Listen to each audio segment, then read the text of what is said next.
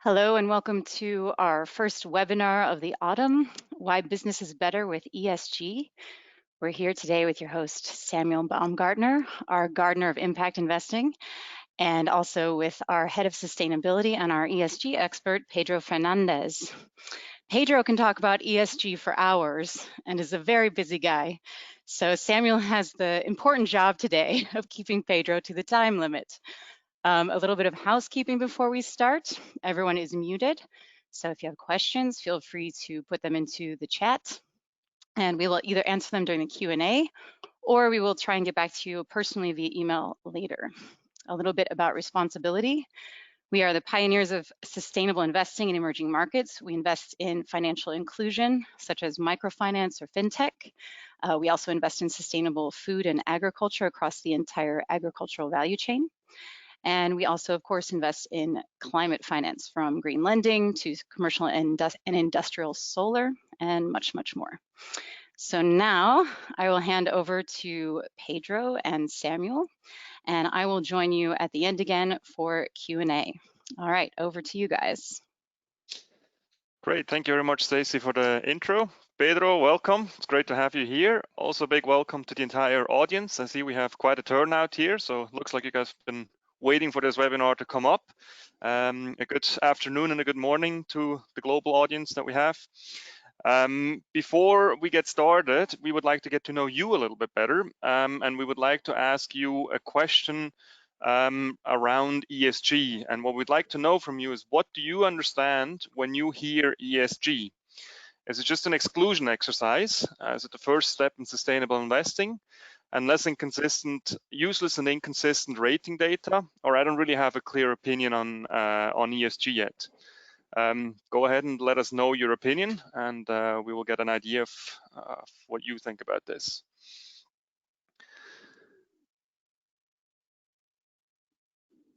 Answers are coming in. We're only at about 70%. We'll give it another few seconds here, okay? Very good. Thank you, Stacy.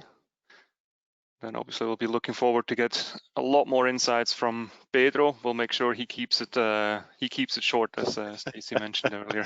So give me a hard time, guys, please. Of course, as always. Very good. So let's have a look. Okay, so the majority looks at this as a first step into sustainable investing. And there's also a few that it's an exclusion exercise. But we also have quite a significant number, I would say, that doesn't really have an opinion yet about ESG. And I think that's a bit of a good representation, I would say. Maybe you can also share a comment or two about this, Pedro, but I think this is a relatively good representation of what we currently see in the investment market now. Look, what I find very interesting, Samuel, is the fact that the audience today doesn't really agree with the fact that ESG is useless or is inconsistent, no? Which is probably something that I am sure that many people in the audience today have heard before. No? Anyway, thank you for having me here. Let me just start by saying that, and thank you to you and to Stacy, and thanks to everyone for joining. I hope that the session will be interesting and that we will be able to do this on time, as Stacy correctly said. No? Very good. So to get started, the first thing I would like to know from you, Pedro, is, I mean, we've seen it also now in the poll, there are different interpretations, but what are the reasons that people answer the question of what ESG is differently? Why are there different interpretations of this? Well, personally, the big reason that I give to this is the fact that 10 years ago we have no definition for ESG, and nowadays ESG is all over the place, no? And because it has grown so dramatically, there is still a lot of confusion about what ESG is and what is it today versus what it was 3, 5, 10 years ago, no?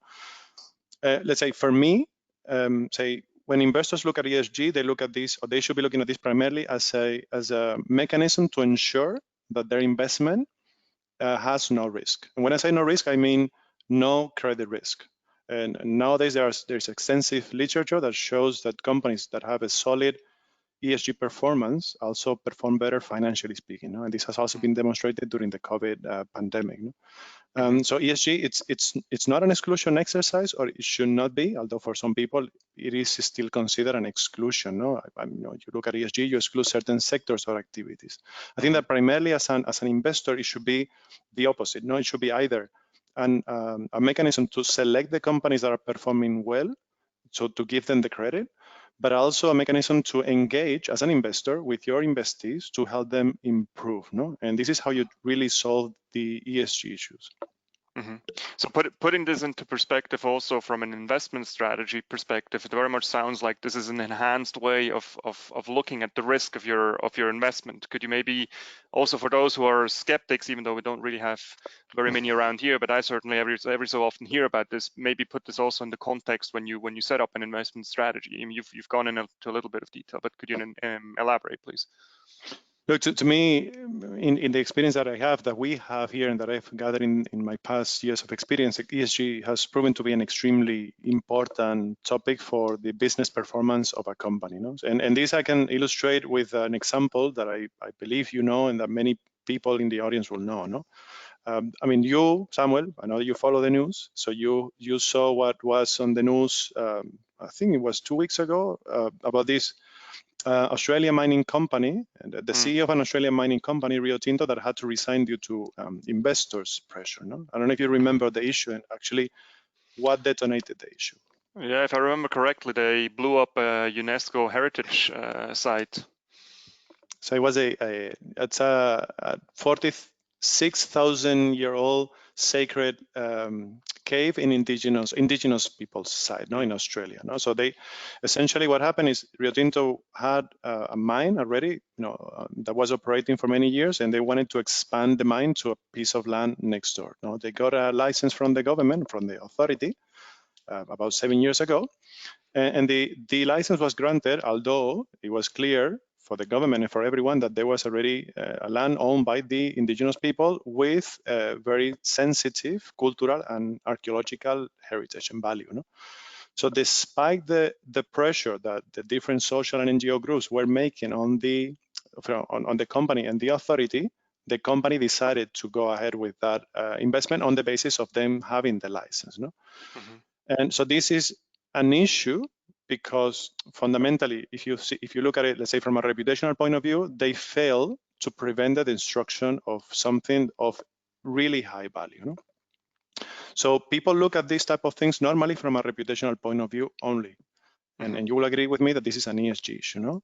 Of course. The point here that I'm trying to make is that if you now go online during the webinar or after the webinar, preferably after the webinar, and you Google the share value of Rio Tinto, and you compare it. So so this issue happened 15 days ago. So the share price of Rio Tinto 15 days ago, around the 14th of September, was 104 Australian dollars.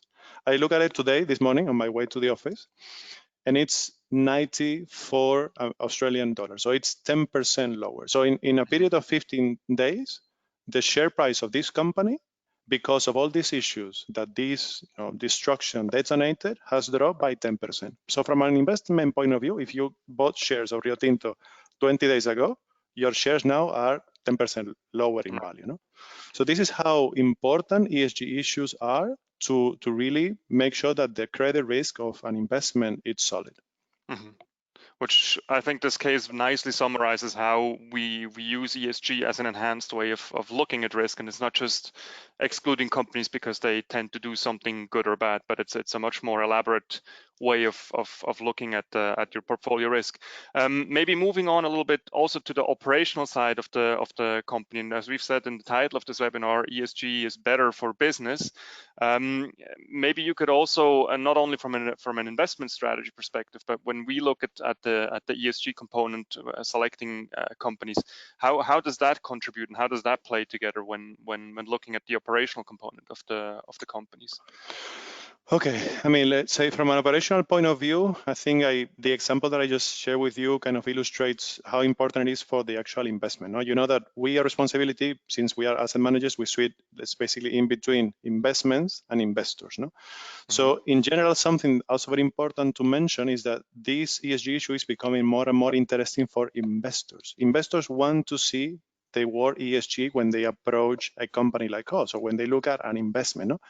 So ESG is nowadays becoming a trendy topic that is helping people better position their stories, okay? Their stories on environmental and social topics, no? There's a survey also from JP Morgan from earlier this month, that JP Morgan, so this is how mainstream ESG has become right now, no? Mm-hmm. And they did a survey among institutional investors, no? And basically what they found is that institutional investors have shifted their focus on ESG. They have moved from exclusions for sure, but also from purpose neutral to purposeful, meaning that institutional investors are trying to demonstrate that through ESG engagement, they are bringing their investment a little bit closer to the definition of sustainable investment. So the mindsets of investors and in general of the general public has shifted dramatically in the past years. Mm-hmm. And the problem that I find, Samuel, and we have discussed this a lot, is that I know because I have worked in private companies outside of the financial sector, and private companies are pretty much aware of this issue, and the issue being the need that the financial sector has on ESG data to dress the story. And sometimes what private companies do, unfortunately, is they try to take advantage of this by providing, let's say, misleading ESG information. Let's call it this way. And this is one of the many reasons why ESG data, it's largely not reliable today. Actually, there was an option at the pool that I found very interesting, where nobody's, basically agreed that this is the case, but I'm sure that many people know that one of the main sources of criticism for ESG in general is a lack of consistency. Definitely, but I think we do come to the conclusion, or to the point where we see that, especially from pressure from the investor's perspective, this then also kind of puts a corset around the company's decision-making process, and then effectively has an effect on how they behave when they make operational decisions to a more broader extent, I would say. Now, moving on a little bit, you're the ESG specialist at responsAbility. So as we've seen now, you definitely talk about and think about ESG every day, every moment, probably.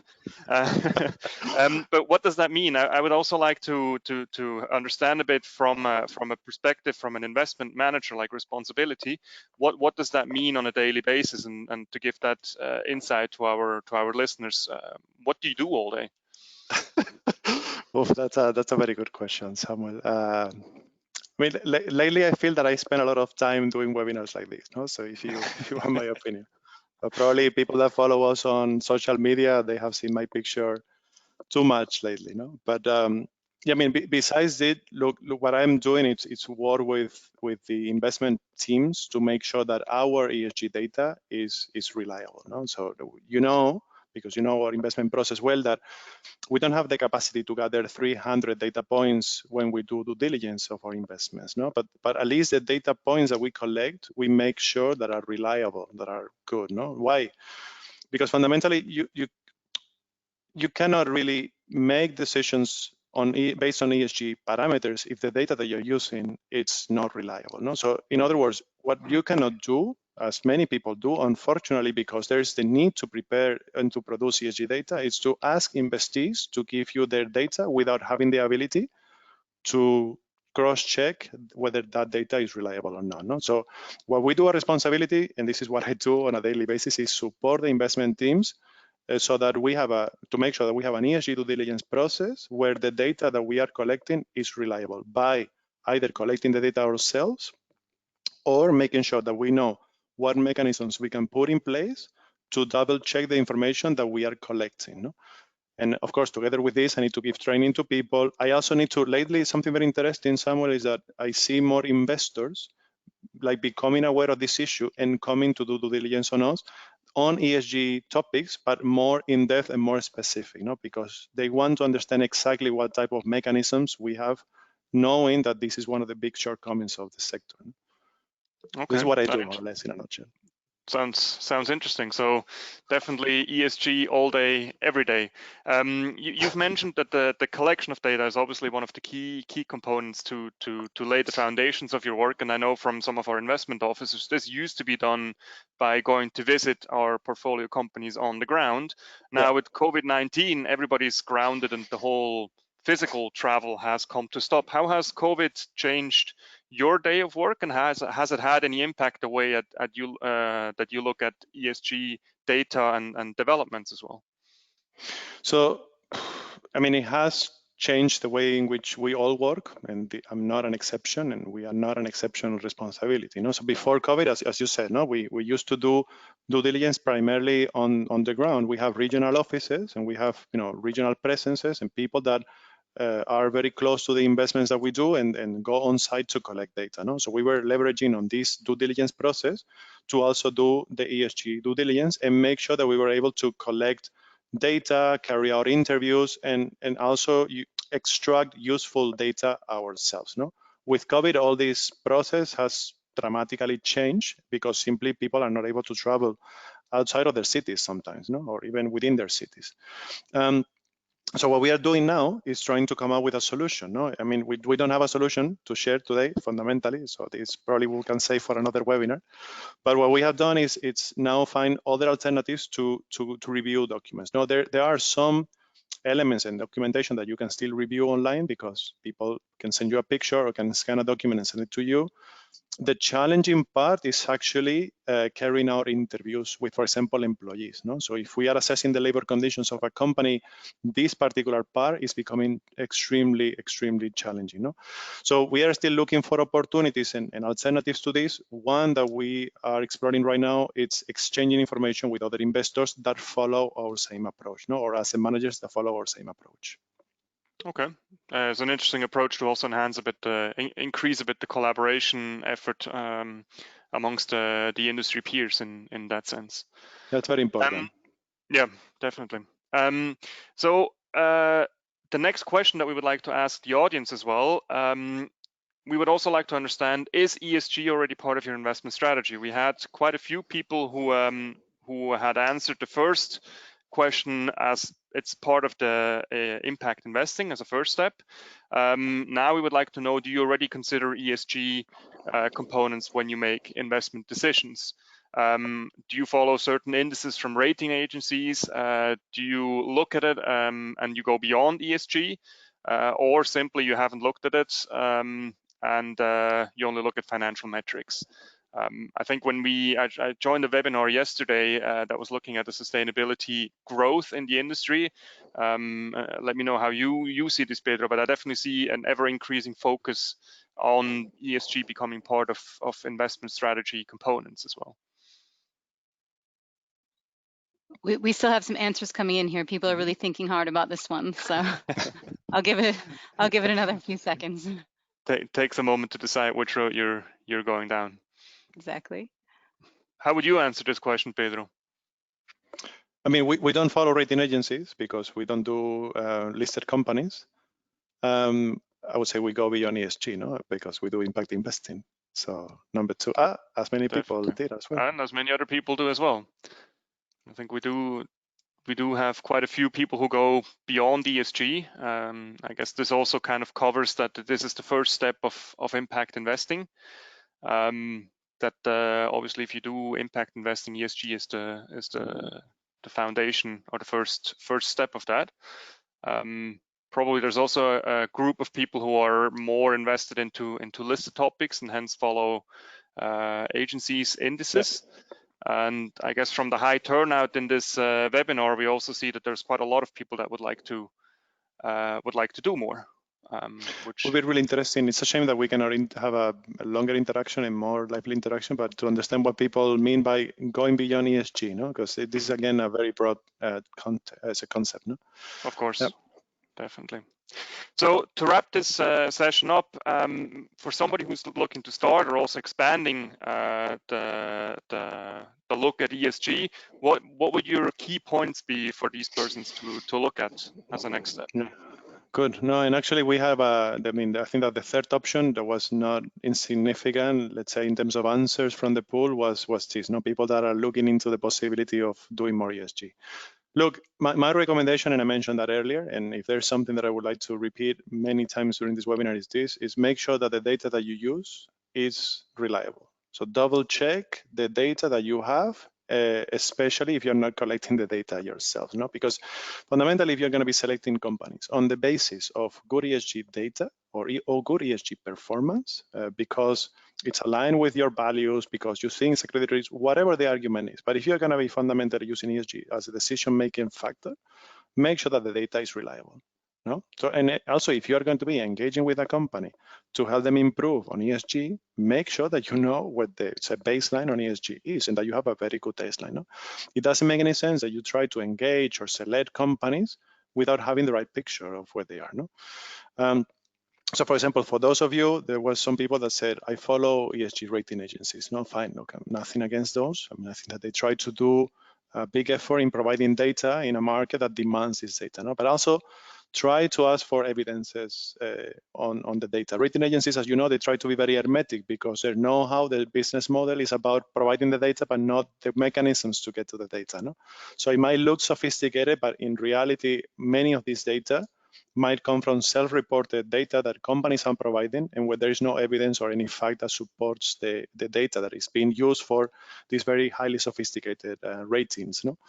So it might be a challenge, again, to get this because they are quite hermetic, but there is also info in the public domain that people can use. No? If you allow me, I don't know how we're doing with time, but if you allow me, there is actually one very good example that you might have also heard, or that someone in the audience might have also heard recently. It's from a company called Woohoo. It's a UK fashion retailer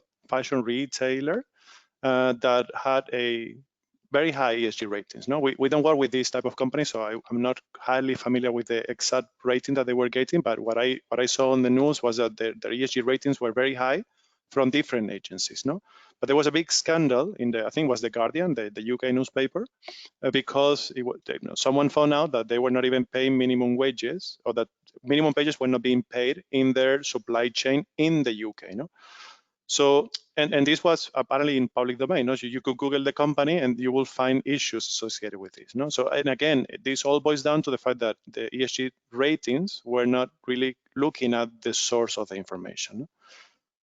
To recap, make sure that the data that you use is reliable. Perfect. I think that's the key of it as well. And don't be afraid to ask questions. I think adding to what Pedro said, be sure that you really understand what you're looking at to be able to make the right decisions. And with that, I would like to wrap up and thank you. And I would also like to open the floor for any questions that we should have. And we do have a few questions coming in, Pedro. First of all, someone looking for some specifics here. What parameters do you consider at responsAbility when doing ESG assessments? So it depends on the nature of the investment that we are doing. No? So what we have done is for each of the different sectors in which we invest, we have come up with what we call a materiality analysis. No? And this term is something very common. You can Google it and you can find it. No? This is not more than a definition of what are the significant environmental, social, and governance risks associated to that particular sector in that particular environment, country, region, etc., etc. No? So based on that definition, the good news is that we don't do too many different types of investments. So based on this definition of what is material, we have structured a series of due diligence questions that are the ones that we seek to answer during due diligence. Perfect. Next, when looking at data, how do you draw the line between ESG for investment returns versus impact for societal benefits? Look, I mean, I had a lengthy discussion about this topic with a colleague that does not agree with what I'm going to say today. No, but look, fundamentally for me, impact is something that you can do that you can only do. Well, sorry. Let me see how do I say this.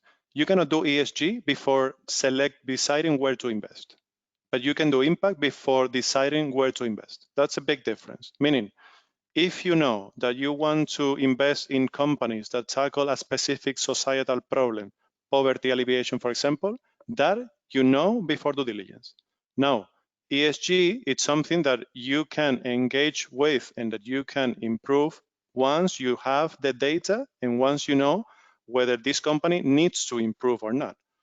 So that's, to me, the fundamental difference. Interesting. Okay. What are I like your passion, Pedro.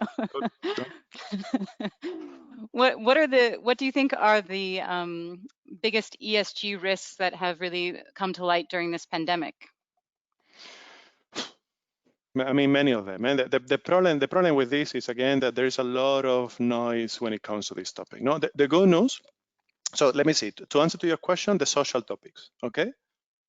Hopefully the social topics. Why? Because before COVID, everything under ESG was climate change. What is the right price for the ton of CO2? What should be the price? What are the scenarios?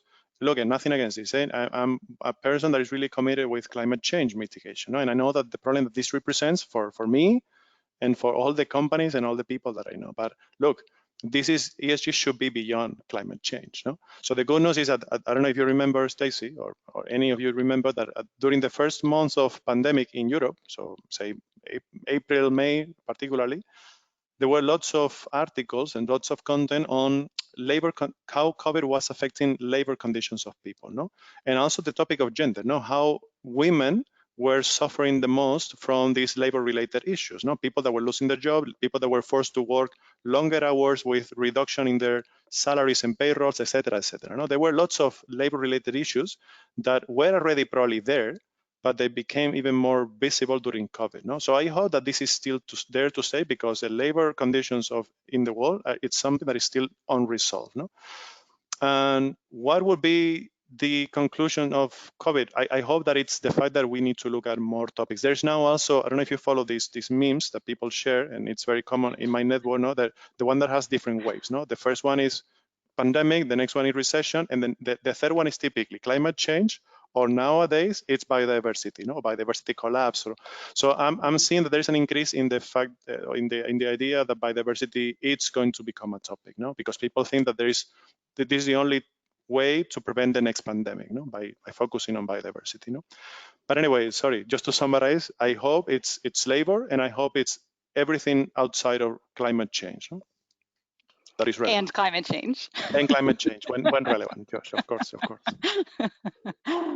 Okay, here we have, on the environment. As a key part of ESG, how important are science-based targets in demonstrating the ambition of a company on this topic? Absolutely critical. So without anything that is not scientific and accurate, whatever you do, whatever assumption that you're making, it's useless. What I would like to see is more similar type of targets on other topics, because yes, so CO2 related, greenhouse gas emissions, climate change has become so sophisticated and so well known by people that yes, people feel very passionate about it, but come on, are we not forgetting about the other material topics, that are out there, no? I mean, absolutely needed for climate change and for everything else. Perfect. All right. How can we help to drive greater consistency in ESG ratings and reductions of ESG washing? So the second one, by making sure that the data that we are using is reliable. This is the only way to prevent that there is, say, makeup on top of ESG data, okay? Standardization, in my view, can only happen if there is a regulatory approach. People will not voluntarily convey in one framework, because there are different interests from different angles. So rating agencies make a business out of having their own rating model. Companies, when they have more flexibility, they have more ability to provide any data. But at the same time, for example, you see in Europe, those that follow the regulation, there is in Europe an effort going on right now on standardizing sustainability reporting, primarily on environmental related topics, but also covering a bit also governance topics and social topics. This is the EU Action Plan on Sustainable Finance. Perfect. And then we'll take this last question. The big four firms are releasing common ESG reporting metrics. Do you feel this is beneficial to the sector and can address some of the criticism and inconsistencies you mentioned today? Or should we rather rely, hold on, I have to scroll to see the rest of this question, or should we rather rely on metrics coming from other sources? Oof, super good. I mean, I fundamentally think that there will be consensus. Again, the moment there is a standard definition from a regulatory point of view, and very importantly, there is an external verification of the data that is reported against this common framework. So the fact that four companies, the large, the big fours, I guess you're referring to PwC, KPMG, and the others, are coming together to come up with their own framework is still not enough. It's a good step, All right. but it's not enough. All right, that's a good answer. All right, thanks everybody for joining. We kept Pedro just to the time limits. Check out the handouts on the side if you haven't already, and we'll see you next time. Follow us on social media if you want to see other webinars, and have a great day. Thank Thanks, you very everybody. much. Bye-bye. Bye, thank you.